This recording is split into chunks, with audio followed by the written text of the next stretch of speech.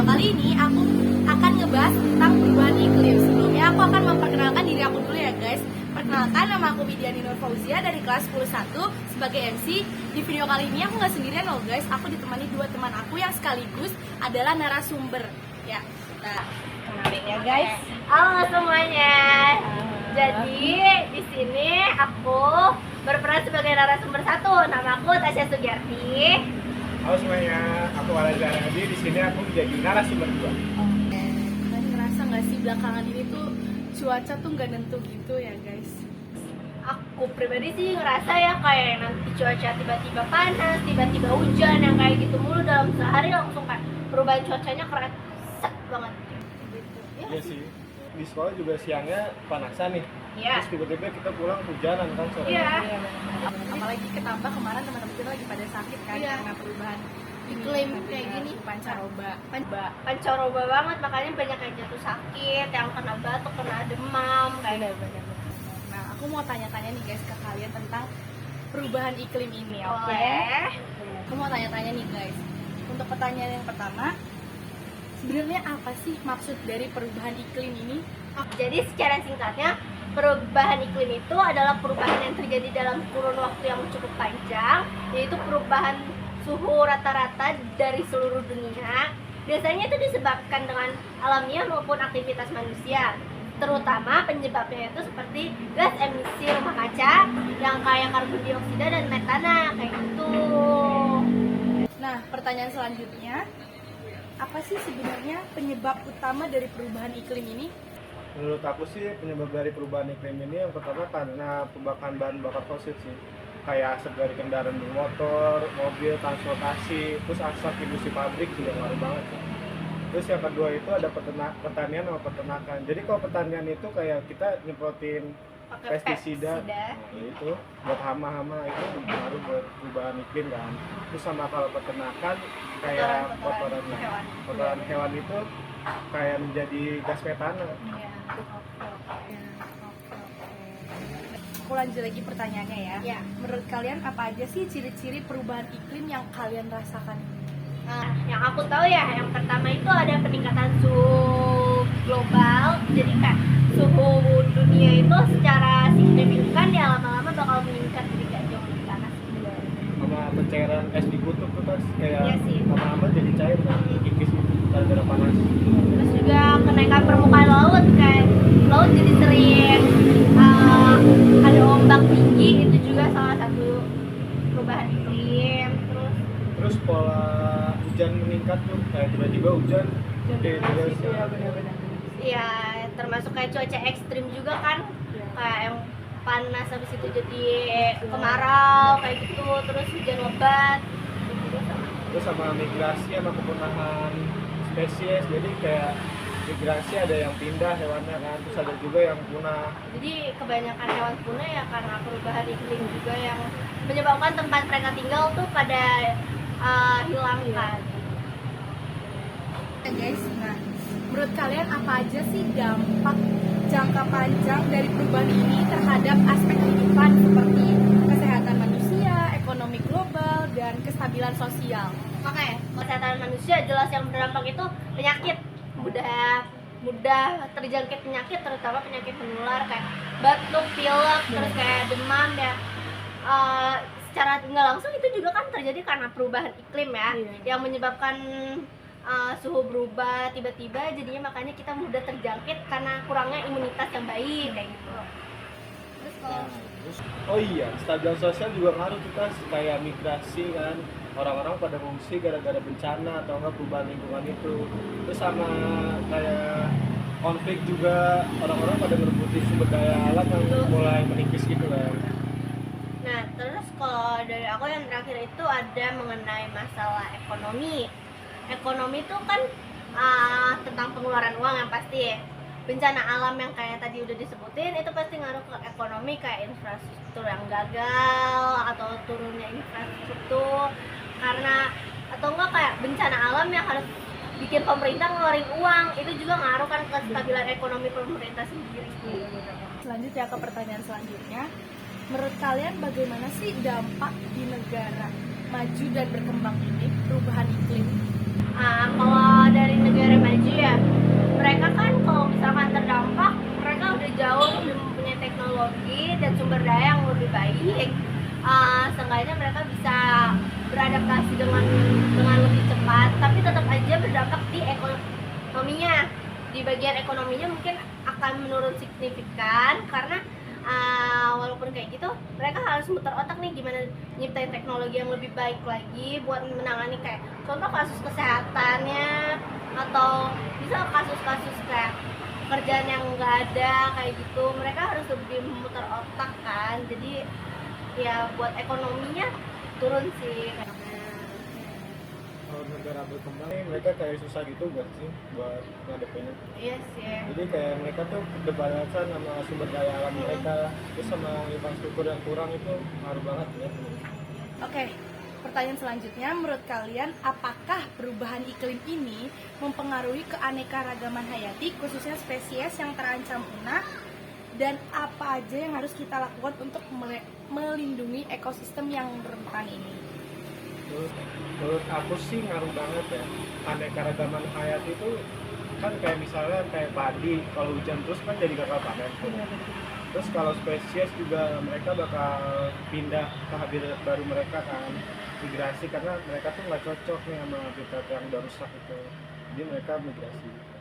Nah, kalau buat melindungi keanekaragaman hayati yang udah rentan itu, kita bisa ngelakuin konservasi habitat. Nah, kita bikin hutan lindung atau bikin kebun binatang buat melindungi habitat-habitat yang ada kayak gitu. Kita juga bisa restorasi ekosistem, atau kita bisa pengurangan penggunaan emisi gas rumah kaca.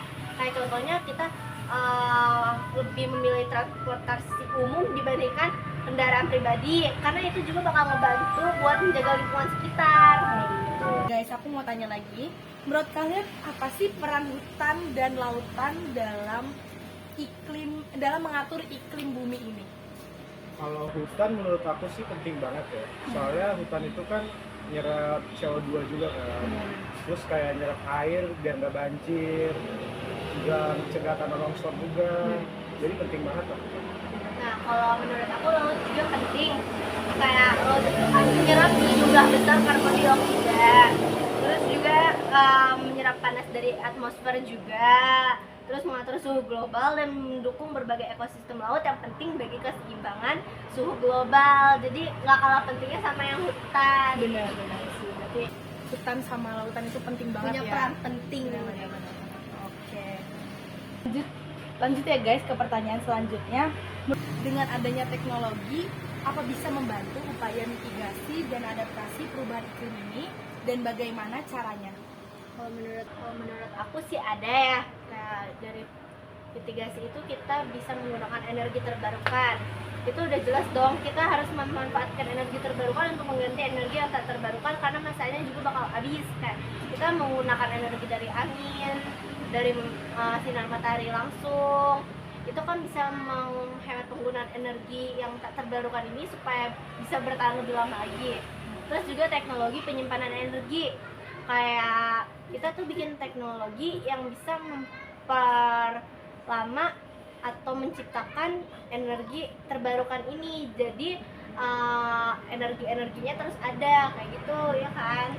Terus juga kan Kayak di mitigasi itu ada efisiensi energi tuh.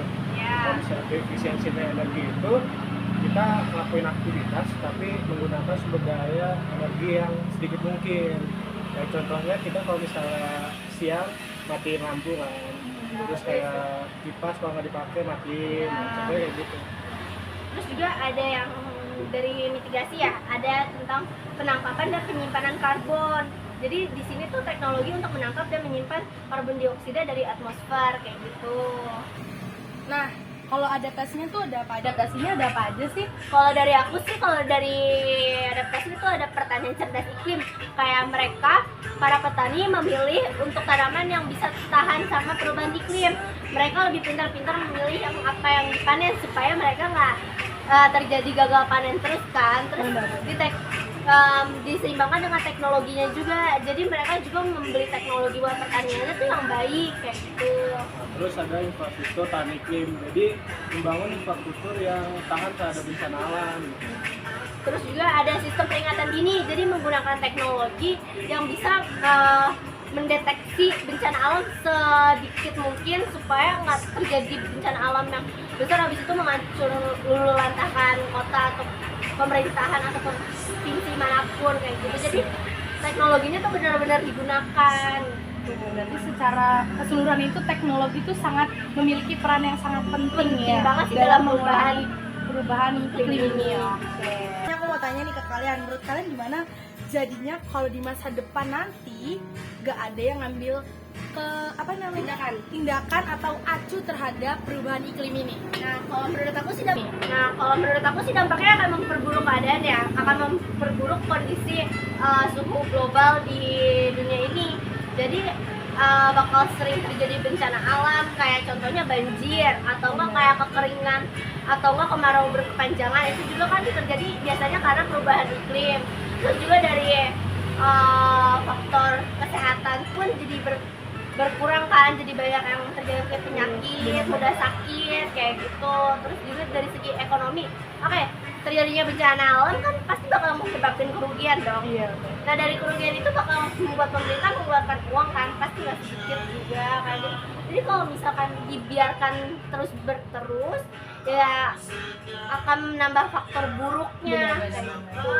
Kalau masalah bencana alam kan sekarang makin banyak gempa tuh. Mungkin Iya. itu salah satunya. Salah satunya juga kan jadi kayak ada gempa, longsor gitu-gitu kan. Banjir juga. Ya yang kalian tahu sendiri itu penyebabnya ya karena perubahan iklim ini kayak gitu. Jadi makanya jangan acuh sama perubahan iklim, jangan menganggap enteng dan remeh kayak gitu. Oke. Nah, oke guys, ini pertanyaan terakhir nih buat kalian. Ya. Kenapa kita harus peduli terhadap perubahan iklim ini? Ya kayak yang bahas Tasya tadi gak sih, kita di sini makin banyak bencana alam, terus bumi makin rusak di tangan manusia itu sendiri. Dan jangan lupain juga nih karena keragaman hayati yang makin rusak sama spesies yang makin punah. Karena perubahan iklim ini ya. Ya itu juga perlu kesadaran dari generasi kayak kita ya buat menanganinya. Perlu melakukan sesuatu dan upaya seperti mitigasi dan adaptasi yang udah dibahas tadi juga itu perlu dan sangat amat penting. Karena tanpa kalian sadari yang kalian lakukan sekecil apapun itu bakal ngaruh buat masa depan kalian sendiri, buat anak cucu kita nanti juga, buat bekal kita kemudian juga. Masa ya kalian mau membiarkan generasi berikutnya buat ngalamin bencana dan aneka-ragaman yang udah berkurang sih kayak. Ayo kita sama-sama buat lakuin sesuatu yang bisa memperlambat perubahan iklim ini kayak gitu. Terima kasih Farel dan Tasya. Ya. Sekian video dari kami tentang pembahasan perubahan iklim. Untuk Tasya dan Farel, terima kasih banyak udah mau jadi narasumber aku. Sama-sama. Oke, ya udah. Sekian dari kami. Dadah.